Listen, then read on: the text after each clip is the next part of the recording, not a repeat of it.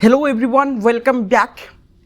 आज इंडिया में एक नया डिजिटल मूवमेंट बहुत तेजी से ट्रेंड कर रहा है। नाम है E20 जनता पार्टी।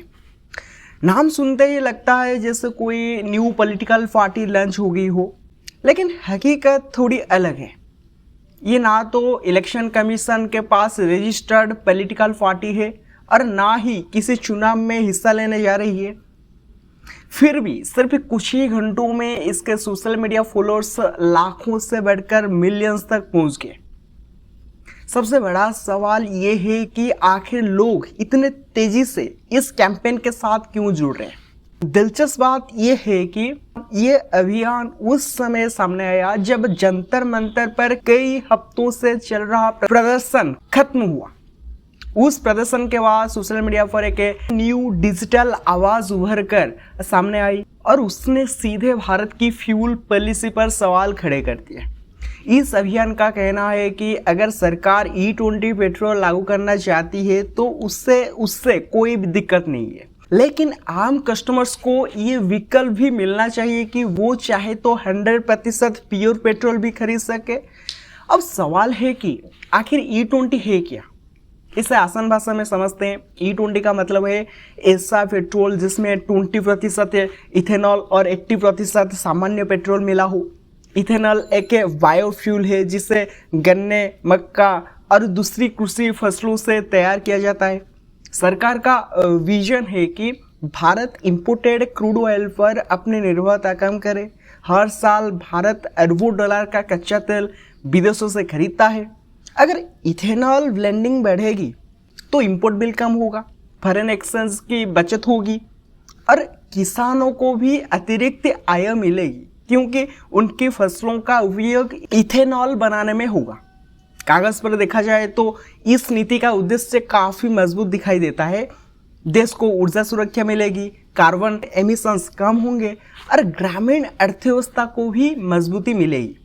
लेकिन विवाद यहीं से शुरू होता है। E20 जनता पार्टी का कहना है कि नीति का उद्देश्य गलत नहीं है, लेकिन उसका इम्प्लीमेंटेशन यानी लागू करने का तरीका सवालों के घेरे में है।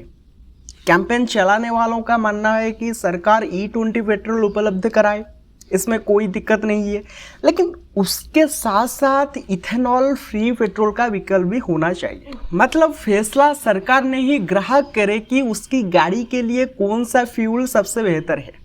इस अभियान के सोशल मीडिया पोस्ट भी काफ़ी भावनात्मक और सीधे हैं। एक पोस्ट में लिखा गया, हमारी गाड़ियाँ कोई लैबोरेटरी नहीं है, हमने अपनी मेहनत की कमाई से इन्हें खरीदा है, टैक्स भी दिया है, फिर हमारी गाड़ियों पर एक्सपेरिमेंट क्यों। यही लाइन सोशल मीडिया पर सबसे ज़्यादा वायरल हुई। अभियान का दूसरा तर्क भी काफ़ी दिलचस्प है। भारत एक मिडिल क्लास कंट्री है। करोड़ों लोगों के लिए कार या बाइक कोई शौक नहीं बल्कि रोज़मर्रा की ज़रूरत है। कोई टैक्सी चलाता है, कोई डिलीवरी करता है, कोई रोज़ ऑफिस आने जाने के लिए अपनी गाड़ी इस्तेमाल करता है। ऐसे में अगर फ्यूल एफिशिएंसी सिर्फ 3 से 5% भी कम होती है तो महीने के अंत में उसका सीधा असर जेब पर पड़ता है और यहीं से बहस और तेज़ हो जाती है। कैंपेन का दावा है कि इथेनॉल की एनर्जी डेंसिटी सामान्य पेट्रोल से कम होती है, इसलिए माइलेज में स्वाभाविक रूप से कमी आती है। कई गाड़ी ओनर सोशल मीडिया पर दावा कर रहे हैं कि उनकी बाइक और कार पहले की तुलना में कम एवरेज दे रही है। कुछ लोग फ्यूल पंप, रबर पाइप्स और प्लास्टिक फ्यूल लाइंस पर लंबे समय में पड़ने वाले असर की भी बात कर रहे हैं। उनका कहना है कि पुरानी जनरेशन की गाड़ियाँ जिन्हें E20 के हिसाब से डिज़ाइन नहीं किया गया था, उनमें मेंटेनेंस कॉस्ट बढ़ सकती है। यहीं पर एक टेक्निकल इश्यू भी सामने आता है। भारत में BS6 फेज 2 नॉर्म्स लागू होने के बाद बनने वाली न्यू गाड़ियों को धीरे धीरे E20 कंपैटिबल बनाया गया, लेकिन सड़कों पर आज भी करोड़ों ऐसी कार्स और 2 व्हीलर्स चल रही है जो इस स्टैंडर्ड के हिसाब से बनी ही नहीं थी। कैंपेन का कहना है कि अगर किसी गाड़ी मैन्युफैक्चरर ने अपनी गाड़ी के लिए एक विशेष फ्यूल रिकमेंडेशन दी थी तो कस्टमर्स को वही फ्यूल बाजार में मिलना भी चाहिए। इसलिए E20 जनता पार्टी की सबसे बड़ी मांग बहुत आसान है, चॉइस यानी विकल्प। ये लोग E20 को बंद करने की मांग नहीं कर रहे, ये लोग सब्सिडी खत्म करने की मांग भी नहीं कर रहे। इनकी सिर्फ एक मांग है कि पेट्रोल पंप पर E20 के साथ एक अलग नोजल भी हो जहां से कस्टमर इथेनॉल फ्री पेट्रोल खरीद सके। फैसला सरकार ने ही ग्राहक करे। कैंपेन की दूसरी मांग है ट्रांसपेरेंसी यानी पारदर्शिता। इसका कहना है कि हर पेट्रोल पंप पर साफ साफ लिखा होना चाहिए कि फ्यूल में इथेनॉल कितना प्रतिशत मिला हुआ है। अगर भविष्य में ब्लेंड लेवल बदले तो उसकी जानकारी भी कस्टमर को खुलकर दी जानी चाहिए।